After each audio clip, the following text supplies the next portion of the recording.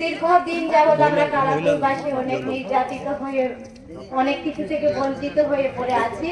অনেকে আছে আমাদের কাছে ভোট নিয়ে যায়, কথা দেয়, কথা রাখে না। অনেক সময় দেখা যায় স্কুলের বেতন, ফিস, পরীক্ষা এগুলো নিয়ে আমরা অনেক ডিসমিস থাকি। আমরা চাই বাগানোর বাড়া, বাগানোর ভিতরে বাংলাদেশের শতভাগ বাচ্চায় শিক্ষার আলো পাক, স্কুলে যাও, কলেজে পড়ো, আধুনিক দুনিয়ার লোকে পরিচয় হোক, কম্পিউটারে শিখুক, সবল লাগে জীবনযাত্রাটা উদাহরণ।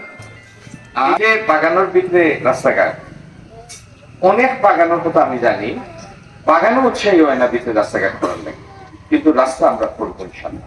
ইনশাল্লাহ যদি তৌফিক পাই। আমরা কোনদিন আপনারা সামনে মানে এত সুন্দর করে লইয়া বুয়া আমরা সুযোগও পাইছি, আইস পাইছি। আমি আপনাদের কোনো কথা দিতাম না, আপনারা বিভিন্ন সমস্যা বলছি, সমস্যা সমাধানের চেষ্টা করবো, কোনো নির্দিষ্ট করে কথা দিতাম না। কথা দেওয়ার দরকার না এত, কারণ কথা তো হুঁচই না, আপনারা বোধ কথায় ফল পড়ছে না। আমি আর এই কথার লিস্ট লম্বা করতাম না, আমরা করতাম পারি কি না পারি তো সময়ে দেখা যায়। আর একটা কথা বলতে, বেগম খালেদা জিয়া 1991 সনে পয়লা সরকার গঠন করছেন। তাই নেওয়ার পরে 13,000-এর উপরে প্রাইমারি স্কুল করছেন।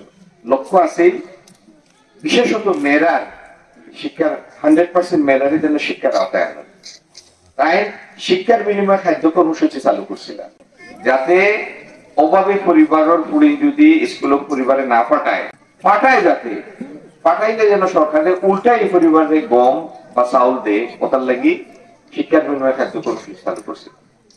পরবর্তী সময় যখন নৌকা এসে আবার বন্ধ করে দিচ্ছে, আবার যদি আল্লাহ আমরা তৌফিক দেন, আমরা জানো শেষ চিঠি, আবার আমরা শিক্ষার বিনিময়ে খাদ্য কর্মসূচি চালু করবো।